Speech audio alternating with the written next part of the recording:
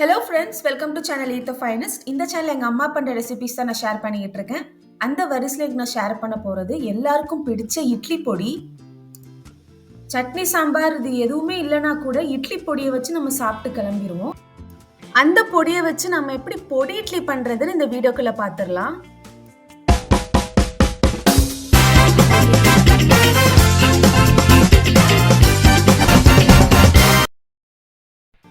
Pan எடுத்துக்கோங்க. சூடு ஏறினதும் எண்ணெய் எதுவும் சேர்த்துக்க வேண்டாம். உளுந்தம்பருப்பு 1 கப்பு சேர்த்துக்கோங்க. லோ ஃப்ளேம்லேயே வறுத்துக்கிட்டே இருங்க. எல்லா சைடும் ஒரே மாதிரி பொன்னிறமாக வரணும்.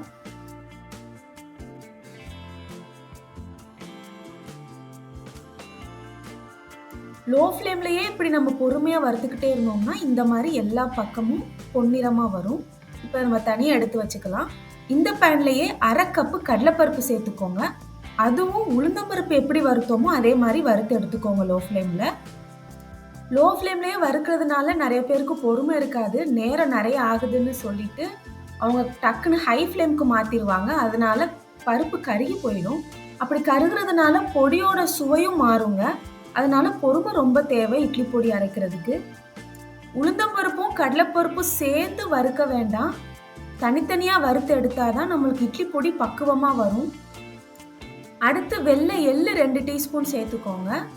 வெடிக்கிற வரைக்கும் வறுத்துக்கிட்டே இருங்க. ரொம்ப கருக வைக்க வேண்டாம்.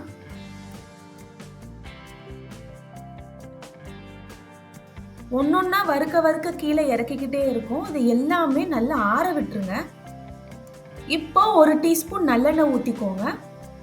12 பூண்டு குட்டி குட்டியாக கட் பண்ணி எடுத்துருக்குறோம். அதை பொன்னிறமாக வர வரைக்கும் வறுத்து எடுத்துக்கோங்க. ரொம்ப நேரமாக சூட்லேயே இருக்கிறதுனால பேன் எப்படியும் சூடாக தான் இருக்கும். அதனால் மீடியம் ஃப்ளேம்லேயே மெயின்டைன் பண்ணுங்க போதும்.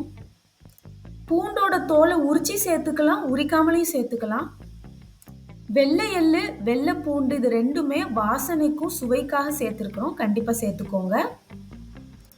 அதே எண்ணெயில் வத்தல் 15, காஷ்மீரி வத்தல் 8, கருவேப்பிலை ஒரு கையளவு எல்லாமே ஒரேடியாக சேர்த்துக்கோங்க.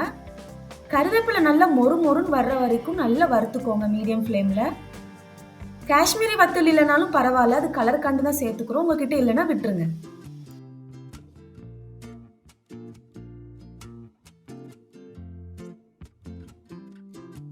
இது நல்லா சூடு ஆறுனதுக்கு அப்புறம் இதை முதல்ல மிக்சியில் போட்டு நல்லா நைஸாக அரைச்சி எடுத்துக்கோங்க.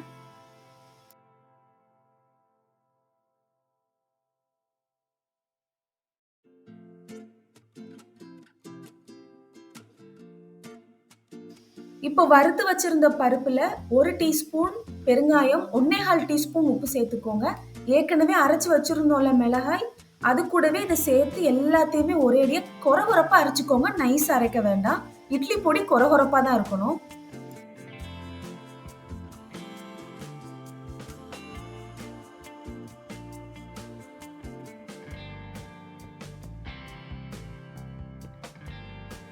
இட்லி பொடி நம்மளுக்கு ரெடி ஆயிருச்சு. பார்த்தீங்கன்னா நல்லா கொரகொரப்பாக இருக்குது. தொட்டு பார்க்கும்போதே தெரியும் நம்மளுக்கு. காஷ்மீரி சில்லி ஆட் பண்ணதுனால நம்மளுக்கு இந்த கலர் வந்திருக்கு. இட்லி பொடி ஸ்டோர் பண்ணுறதா இருந்தால் நல்லா மூடி போட்டு நல்லா ஸ்டோர் பண்ணி வச்சுக்கோங்க. நிறைய நாள் இருக்கும். இப்போ பொடி இட்லி எப்படி பண்ணுறதுன்னு பார்த்துடலாம். அதுக்கு கடாயில் 2 டேபிள் ஸ்பூன் எண்ணெய் நல்லா தாராளமாக ஊற்றிக்கோங்க. கடுகு 1 டீஸ்பூன், கொஞ்சோண்டு கருவேப்பிலை சேர்த்துட்டு கடுகு வெடிச்சதுக்கு அப்புறம் மினி இட்லியை சேர்த்துக்கோங்க.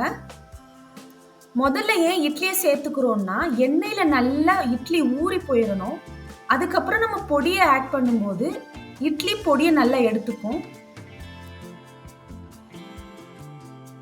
இட்லி பொடி 3 டேபிள் ஸ்பூன் அப்படி மலை சாரல் மாதிரி தூவி விட்டுக்கோங்க. இந்த பொடி இட்லிக்கு நம்ம சைட் டிஷ் பண்ணலாம் தேவையில்லை. அப்படியே சாப்பிட்டா கூட நல்லா தான் இருக்கும். தேங்காய் சட்னி வச்சு கூட சாப்பிட்டா கூட நல்லா தான் இருக்கும். ஸ்நாக்ஸ் ரெசிபியாக கூட நம்ம இதை பண்ணி கொடுக்கலாம். பொடி சேர்த்துட்டு ஒரு 2 நிமிஷம் கலந்து விட்டால் போதும். அப்படியே மொறுன்னு பொடி இட்லி ரெடி ஆயிரும். அப்படியே ஜம்முன்னு ஒரு பிரேக்ஃபாஸ்ட் ரெசிபி ரெடி ஆயிடுச்சு. ஈஸியாக பண்ணுற மாதிரி. இதே மாதிரி நிறைய ரெசிபிஸோட நான் அடுத்த வீடியோவில் மீட் பண்ணலாம். தேங்க்ஸ் ஃபார் வாட்சிங்.